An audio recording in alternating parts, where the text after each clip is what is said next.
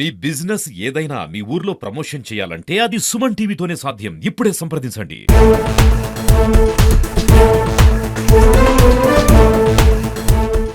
Vijayawada Bengaluru greenfield highway ఇక్కడ స్థానిక అక్రమార్కులు revenue వారి పాలిట కల్పతరువుగా మారింది. దీన్ని ఒక ఏటీఎంగా మార్చుకొని అందిన కాడికి డబ్బులు డ్రా చేసుకుని తింటున్న వైనం కనిపిస్తూ ఉంది. సాక్ష్యాధారాలతో సహా సుమన్ టీవీ అసలు ఈ నేషనల్ హైవే ల్యాండ్ అక్విజిషన్లో భూసేకరణలో ఏం జరిగింది, నిజమైన లబ్ధిదారులు ఎంతోమంది ఇప్పటికీ వాళ్ళ ఫైల్స్ పట్టుకొని కలెక్టరేట్ చుట్టూ తిరుగుతూ ఉన్నారు కాంపన్సేషన్ కోసం. కానీ అక్రమార్కులు మాత్రం యజేచ్ఛగా తమ భూముల్లో టేకు చెట్లున్నాయి, బోరుబావులున్నాయి, ఫెన్సింగ్ ఉన్నాయి అంటూ లక్షలాది రూపాయలు అక్రమంగా అవార్డు రూపంలో డ్రా చేసిన పరిస్థితులు కనిపిస్తూ ఉన్నాయి. చెన్నారెడ్డిపేట రెవెన్యూ పొలంలో జరిగినటువంటి అక్రమాలు అన్నీ ఇన్ని కావు. దానికి సంబంధించి స్థానికులు కొంతమంది మనతో ఉన్నారు, వాళ్ళని అడిగి తెలుసుకునే ప్రయత్నం చేద్దాం. మురళీమోహన్ రెడ్డి, ఈయన భూమి కూడా ల్యాండ్ అక్విజిషన్లో పోయింది, అయితే పరిహారం ఇప్పటికీ పెండింగ్ ఉంది. కానీ అదే గ్రామంలో కొంతమంది 2 సార్లు 3 సార్లు కాంపన్సేషన్ తెచ్చుకున్న పరిస్థితి కనిపిస్తుంది. అసలు ఏం జరిగింది? నా పేరు మురళీమోహన్ రెడ్డి, నాది చెన్నారెడ్డిపేట. ఒక 3 years బ్యాక్ ఆల్రెడీ 2022లో మా ఊర్లో నేషనల్ హైవేలో ప్రాజెక్ట్ వచ్చింది. 2022లో వచ్చింది. సెకండ్ లిస్ట్లో మా ఫాదర్ పేరు 129 సర్వే నెంబర్ 1 yearలో ఇంతవరకు అమౌంట్ పడలే. దాదాపుగా 3 years అయింది. నాది వచ్చేసి 40 సర్వే నెంబర్లో కానీ భూమి పోయింది, అది ఇవ్వలేదు. 37 సర్వే నెంబర్లో కానీ భూమి పోయింది, అది ఇవ్వలేదు. దాదాపు 3 times నేను ఫైల్ ఇచ్చిన ఎంఆర్ఓ గారికి, ఆర్డీఓ గారికి. అసలు ఇంతవరకు రెస్పాన్స్ లేదు. మొన్న నేను రీసెంట్గా ఆర్డీఓ కానీ పర్సనల్గా కలిసి, సార్ 3 సంవత్సరాల నుంచి నాకు డబ్బులు పడలేదు, మీరు నాకు డబ్బులన్నా ఇవ్వండి, లేని పక్షంలో నాకు ఏదైనా తోట పెట్టుకుంటాను, పర్మిషన్ ఇవ్వండి. ఒక 5 సంవత్సరాల వరకు నేను నా తోటలో నేను పెట్టుకోవడానికి నేను పర్మిషన్ అడిగిన. ఒక 5 సంవత్సరాలు ఇవ్వండి సార్, నాకు డబ్బులు ఇంతవరకు పడలేదంటే ఆయన ఏమి ఇంతవరకు ఆ సార్గా నేను రెస్పాన్స్ ఇవ్వలేదు. కానీ ఇదే మా గ్రామంలో 72 సర్వే నెంబర్ అనేది కొండ, మామూలుగా ఆర్ఎస్ ప్రకారం 146 ఎకరాలు కొండ, 72 సర్వే నెంబరు. దాంట్లో కొంతమంది మా ఊరు నరసింహారెడ్డి అతను ఆన్లైన్ చేయించుకొని సర్వే నెంబరు మళ్ళీ కొత్తగా 73 సర్వే నెంబర్ క్రియేట్ చేసుకొని 40 లక్షలు డ్రా చేసిండు. అతనికి మాత్రం డబ్బులు పడినాయి, నాకు ఇంతవరకు డబ్బులు పడలే. 3 సార్లు ఎన్నిసార్లు ఎంఆర్ఓ గారు పెట్టినా, ఎన్నిసార్లు ఆర్డీఓ పెట్టినా కనీసం స్పందనగా లేదు. నేను దీని గురించి సాక్ష్యాలతో ఆర్టీ కింద పెట్టిన అన్ని మొత్తం. యాక్చువల్గా ఒక సర్వే నెంబర్ కొత్తది క్రియేట్ చేయాలంటే బ్లాక్ స్ప్లిట్టింగ్ అంటారు. 72 సర్వే నెంబర్ కొండ, 140 కొండ రెవెన్యూ ప్రకారం.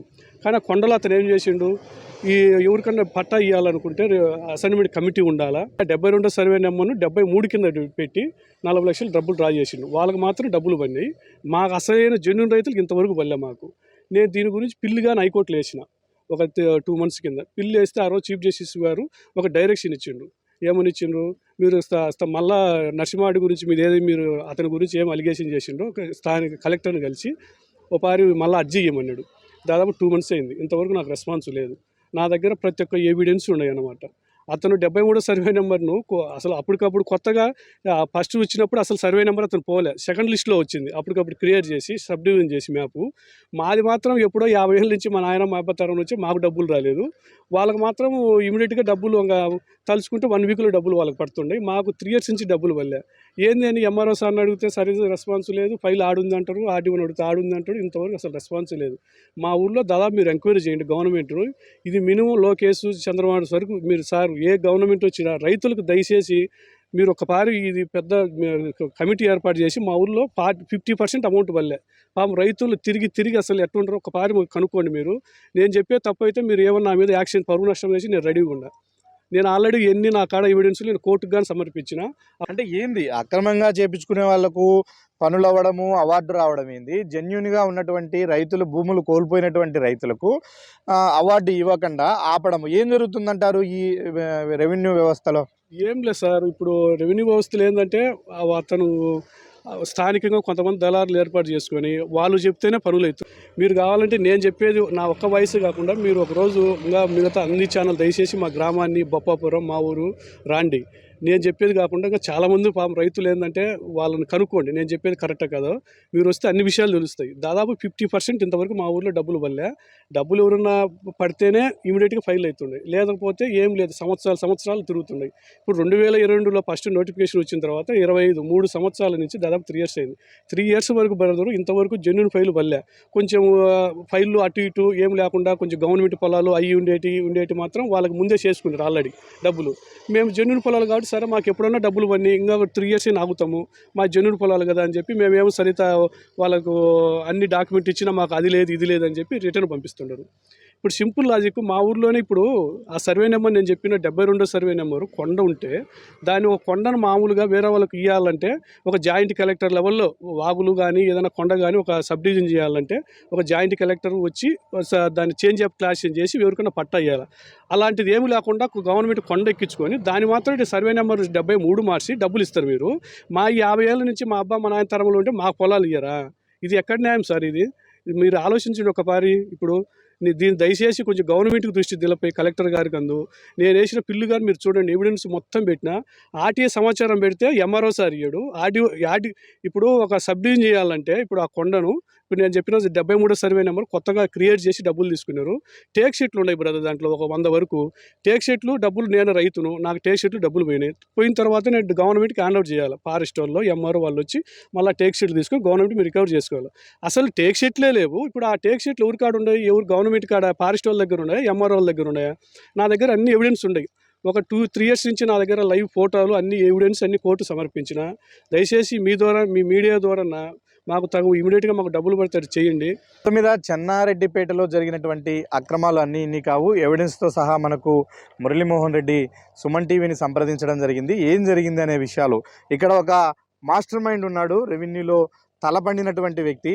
ఒకప్పుడు ఇదే రెవెన్యూ పొలం, చెన్నారెడ్డిపేట రెవెన్యూ పొలంలో తెలుగంగా కాలువ వెళితే అప్పట్లో పెద్ద ఎత్తున అక్రమాలు చేసి కాంపన్సేషన్ డ్రా చేశారు. అంటే ప్రభుత్వ సొమ్మును అప్పనంగా డ్రా చేసుకొని తినడంలో ఇతను సిద్ధహస్తుడు. ఆ తెలుగంగా కాలువ వెళ్ళినప్పుడు చేసినటువంటి దొంగ ఫ్యాక్టరీస్ ఏదైతే ఉందో దానిని మళ్ళీ ఇప్పుడు చేసే ప్రయత్నం చేశాడు. ఇప్పుడు గ్రీన్ ఫీల్డ్ హైవే వచ్చింది, కాంపన్సేషన్ రేటు కూడా పెరిగింది, భూముల కాస్ట్ పెరిగింది. దీన్ని ఒక ఏటీఎం లాగా మార్చుకొని లక్షలు డ్రా చేసినటువంటి పరిస్థితి. దీనికి ఈ చెన్నారెడ్డిపేటకు చెందినటువంటి తిమ్మారెడ్డి నరసింహారెడ్డికి అడుగడుగునా రెవెన్యూ అధికారులు హారతులు పట్టారు. ఆ హారతులు పట్టిన దానికి ప్రతిఫలంగా ఈయన ప్రతి ఒక్కరికి ముడుపులు చెల్లించుకుంటూ వెళ్ళాడు అనేది ఇప్పుడు అందరి నోటి నుంచి వినిపిస్తున్నటువంటి టాకు. ఇదే చెన్నారెడ్డిపేటలో జెన్యూన్గా భూములుండి రికార్డులన్నీ సక్రమంగా ఉండే వాళ్ళ కాంపన్సేషన్ ఇంతవరకు రిలీజ్ కావడం లేదు.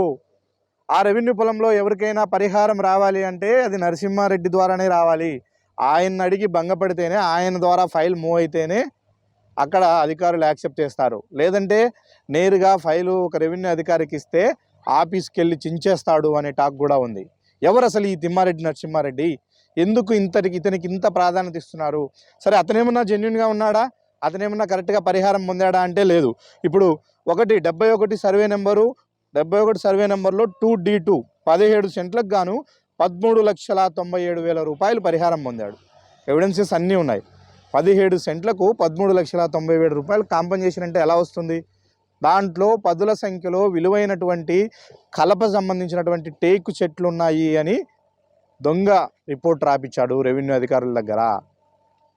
3 ఏళ్ల క్రితము ఈ ప్రాజెక్టుకు ల్యాండ్ అక్విజిషన్ ప్రక్రియ ప్రారంభమైతే ప్రతి వీకు ఆర్డీఓ స్థాయి నుంచి, జాయింట్ కలెక్టర్ స్థాయి నుంచి, రెవెన్యూ వాళ్ళు ఎంఆర్ఓ స్థాయి నుంచి అందరూ కూడా విజిట్ చేస్తూ వస్తున్నారు. ఎక్కడైతే భూమి అంటే భూ సేకరణకు సంబంధించి ఇబ్బందులు ఉన్నాయో అక్కడికక్కడే గ్రామస్తులతో సమావేశాలు ఏర్పాటు చేసి క్లియర్ చేస్తూ ఉన్నారు. కొన్ని 100 సార్లు ఫీల్డ్ విజిట్కి వచ్చింటారు, కానీ ఏ సర్వే నెంబర్లో ఏముందనే తెలియదా? అంత గుడ్డిగా పోరుమామిళ్ళ ఎంఆర్ఓ ఏ విధంగా రిపోర్ట్ రాస్తాడు ఇతనికి ఇన్ని టేక్ సెట్లు ఉన్నాయని? 17 సెంట్ల భూమికి 13,97,000 పరిహారం ఏంటండి? అంటే ఇది ప్రభుత్వ సొమ్మే కదా, డ్రా చేసుకుందాము, తలా ఇంత పంచుకుందాము అన్నది ఇలా కాన్సెప్టా? ఎస్, అలాగే కనిపిస్తుంది. ఇక మరో ఆశ్చర్యకరమైనటువంటి విషయం ఏంటంటే, ఇందాక బాధితుడు చెప్పినట్టు నిజానికి 72 అనేది మొత్తం కొండపోరం పోక, అది 146 ఎకరాలు మన వెనుక వైపున కనిపిస్తున్నటువంటి ఇదే కొండ. దీనికి టన్నల్ వేస్తున్నారు ఇప్పుడు. ఇది బెంగళూరు విజయవాడ గ్రీన్ ఫీల్డ్ హైవేలో భాగంగా టన్నల్ వేస్తున్నారు. ఆ టన్నల్ ఆ కొండ ఆనుకొని ఉన్నటువంటి ఆ కొండకు నాకు పట్టా ఉంది అంటే అడిగిన తిమ్మారెడ్డి నరసింహారెడ్డి. కొండకు పట్టా ఎట్టు వస్తుంది అంటే దాని మీద నీట్గా రిపోర్ట్ రాస్తారు. ఏమని రాస్తారు? ఉందని రాస్తారు. ఎంఆర్ఓ ఉందని రాస్తారు, ఆర్డీఓ దాన్ని సర్టిఫై చేస్తారు, జేసీ దాకా పోతుంది, ఎన్హెచ్ఓలకు పోతుంది ఫైలు, అందరూ క్లియర్ చేసి కాంపన్సేషన్ పడుతుంది. ఇదే 72లో ఒక బాధితుడు ఆర్టీఐ యాక్ట్ పెట్టాడు. అసలు ఈ సర్వే నెంబర్ చెన్నారెడ్డిపేట సర్వే నెంబర్ 72 మొత్తం 146 ఎకరాలు ఉంది, కొండపోరంబోక్ అని ఉంది. దీనికి సంబంధించి గతంలో ఎవరికైనా డీకేటీ పట్టాలు ఇచ్చారా అని అడిగితే ఇది మీకు సంబంధం లేని విషయం కాబట్టి దీనిపైన సమాచార హక్కు చట్టం ఇవ్వమంటారు. సమాచార హక్కు చట్టం ఉండేది దేనికి? పబ్లిక్ డొమైన్లో ఉన్నటువంటి ఏ ఇన్ఫర్మేషన్ అయినా తెలుసుకోవడం కోసం. ప్రతి ప్రభుత్వ కార్యాలయాల్లో జరుగుతున్నటువంటి యాక్టివిటీస్ అన్నిటికీ సంబంధించినటువంటి సమాచారాన్ని తెలుసుకునే హక్కు ప్రతి పౌరుడికి ఉండాలి. అధికారి తీసుకునే ప్రతి నిర్ణయము పబ్లిక్ డొమైన్లో ఉండాలి అని కదా సమాచార హక్కు చట్టం తెచ్చింది. దాని ద్వారా అడిగితే మీకు సంబంధం లేని విషయం అంటే మా సమాచారమే అయితే మాకే తెలుస్తుంది కదా సమాచార హక్కు చట్టం పెట్టడం దేనికి? ఎస్, ఈ విధంగా ఒక సమాచార హక్కు చట్టానికి భయపడరు, యథేచ్ఛగా అక్రమ రిపోర్టు రాస్తాడు. ఒక కాంపన్సేషన్కు ఒక రిపోర్ట్ రాయాలి అంటే రెవెన్యూ అధికారులు ఆర్ఎస్ఆర్లో ఏముంది అంటే భూమి పుట్టుక నుంచి ఆర్ఎస్ఆర్లో ఏముంది, ఆర్హెచ్లో ఏముంది, రిజిస్ట్రేషన్లు ఉన్నాయా, డీకేటీ భూమా, పట్టా భూమా, వారసత్వంగా వచ్చిందా, ఏ విధంగా వచ్చింది, ఎవరు ఎంజాయ్మెంట్లో ఉన్నారు, మొత్తం స్కెచ్లతో సహా ఇస్తారు. మరి వీటన్నిటిని ఏం గోల్మాల్ చేసి రాశారు? ఈరోజు ఇంకొక కామెడీ విషయం ఏంటంటే, కామెడీ కాదు, అడ్డగోలు ఆక్రమణ విషయం ఏంటంటే, అడ్డగోలుగా రెవెన్యూ అధికారులు బరితెగించేస్తున్న వ్యవహారాలు ఏంటంటే, ఇదే పోరుమామిల తహసీల్దారు చెరువు ఇదే చెన్నారెడ్డిపేటకు చెరువు ఉంది, 56 సర్వే నెంబర్లో 13 ఎకరాల 18 సెంట్లు చెరువు కింద ఉంది. ఆ 56 సర్వే నెంబర్లో ఈ 13 ఎకరాల 18 సెంట్ల చెరువును ఇదే తిమ్మారెడ్డి నరసింహారెడ్డి తన పేరుతో తన భార్య పేరుతో ఆన్లైన్ చేసుకున్నారు. డీకేటీ పట్టా కూడా కాదు, అనువంశికమని చేసుకున్నారు. With evidences Suman TV. ఇది మిటేషన్ చేసింది ఎవరో కాదు, ప్రస్తుతం పోరుమామిల్ల ఎంఆర్ఓగా ఉండి రేపో మాపో ప్రమోషన్ మీద ఆర్డీఓ కాబోతున్నటువంటి చంద్రశేఖర్ రెడ్డి మ్యుటేషన్ కట్టాడు.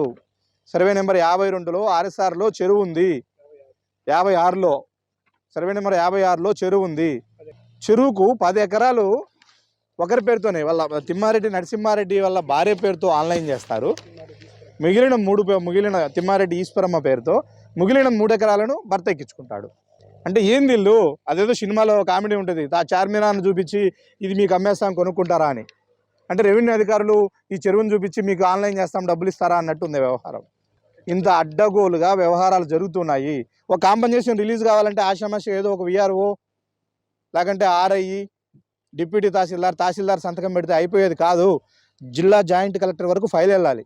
మరి ఇన్ని స్టేజుల్లో స్క్రూటినీ అవుతూ వెళ్తూ ఉంటే ఆ ఫైల్స్లో ఉన్నటువంటి లూప్ హోల్స్ తెలియట్లేదా వీళ్ళకు? ఇంత పక్కాగా బుల్డోజ్ చేసి తిమ్మారెడ్డి నరసింహారెడ్డి అనే వ్యక్తి లక్షలాది రూపాయలు డ్రా చేస్తూ ఉంటే ఏం చేస్తున్నారు?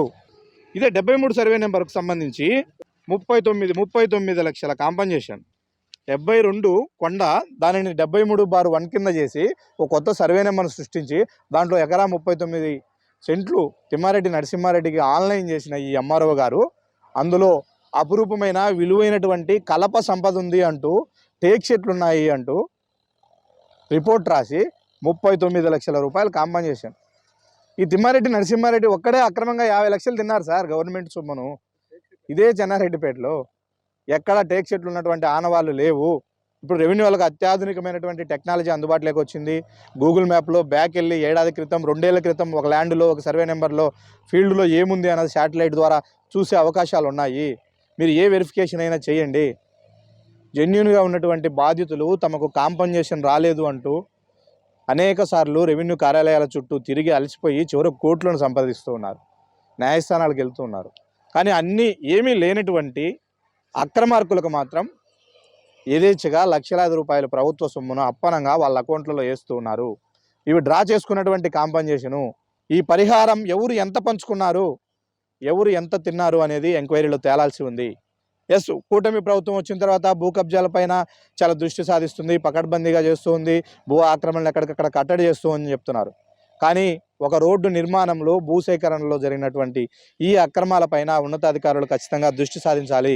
జిల్లా కలెక్టరు దీంతో చొరవ చూపి ప్రత్యేక ఎంక్వైరీ ఇవ్వాల్సిన అవసరం ఉంది. కడప జిల్లాలో ఈ నేషనల్ గ్రీన్ఫీల్డ్ హైవేకి జరిగినటువంటి భూసేకరణలో జరిగిన అక్రమాలపైన ఒక ప్రత్యేక కమిటీని వేసి విచారించాల్సినటువంటి అవసరం ఎంతైనా కనిపిస్తుంది. అలా విచారిస్తే కోట్లాది రూపాయల ప్రభుత్వ సొమ్మును కాపాడిన వారు అవుతారు. ఇక్కడ ఉన్నటువంటి విఆర్ఓ స్థాయి నుంచి పోరుమామిల్ల ఎంఆర్ఓ స్థాయి నుంచి ఆర్డీఓ జేసీ వరకు కూడా ఈ ఫైల్ యథేచ్ఛగా వెళ్ళి ఓకే అయిపోయి కాంపన్సేషన్ వాళ్ళ అకౌంట్లలో పడుతూ ఉంది అంటే వీళ్ళందరికీ తెలిసే జరిగిందని అనుకోవాల్సి ఉంటుంది, తెలిసే జరగాల్సిందే అనుకుంటుంది. వీళ్ళు మొదటి విడతలో ఒక ఒక ఒక సర్వే నెంబర్‌లో ఒక రైతుకు సంబంధించిన పొలంలో ఏమేమి ఉన్నాయని నీట్‌గా రాసుకొని అవార్డ్ లిస్ట్‌లో వాళ్ళ పేరు చేర్చిన తర్వాత ఎన్ని సెంట్లు భూమి పోయింది, అందులో ఏమేమి అంటే బోరుబావులు గానీ, ఫెన్సింగ్ గానీ, మోటార్లు గానీ ఏమన్నా ఉన్నాయా అని చెప్పి అవన్నీ సేకరించిన తర్వాత లిస్ట్ రెడీ చేస్తారు. దాన్ని అవార్డు లిస్ట్ అంటారు. ఆ అవార్డు లిస్ట్ ప్రకారము ఎంత భూమి పోయిందో దానికి కాంపెన్సేషన్ కూడా అనౌన్స్ చేస్తారు. ఆ కాంపెన్సేషన్ డ్రా చేసుకొని యథేచ్ఛగా అక్రమంగా అది సరిపోలేదంటూ మళ్ళీ రెండో విడతలో అంటే మొదటిసారి సర్వే చేసినప్పుడు కనిపించని బోరుబావులు రెండో విడతలో మళ్ళీ బోరుంది అక్కడ, మళ్ళీ బావులున్నాయి, టేక్ చెట్లున్నాయి, కలపుంది, అది విలువైనదని వాటికి రేట్లు కట్టి రెండోసారి దండుకోవడానికి, మూడోసారి దండుకోవడానికి ప్రయత్నాలు సాగిస్తూ ఉన్నారు. విత్ ఎవిడెన్సెస్ మొత్తము పూర్తి ఆధారాలను బాధితులే సుమన్ టీవీకి ఇచ్చారు చెన్నారెడ్డిపేటలో ఏం జరిగిందనేది.